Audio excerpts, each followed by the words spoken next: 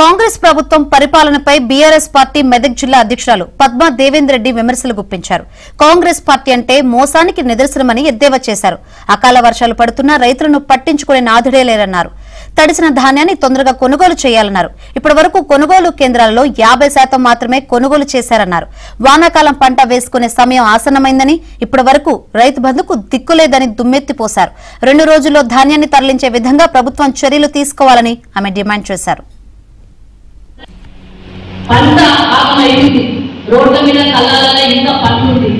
ఈ 2-3 రోజుల పూర్తిగా పంటను రైతు మిల్లులకు తరలించే విధంగా పంట కొనే విధంగా ప్రభుత్వం చర్యలు తీసుకోవాలి.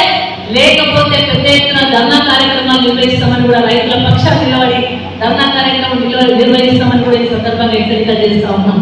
పంట కొనండి, పైసలు వేయండి, రైతు భరోసా ఇవ్వండి, రైతు బంధు వేయండి, 500 వడ్లకు కొనండి. సన్న వడ్లో, తోటి వడ్లో ఏమైనా రైతు పండించింది పంట ఆ భరోసా ఎక్కడైతే రైతులు ఏది అనుకూలంగా ఉందా పంట పండించుకుంటా పంటను కొనే విధంగా కేసీఆర్ చేసిండు.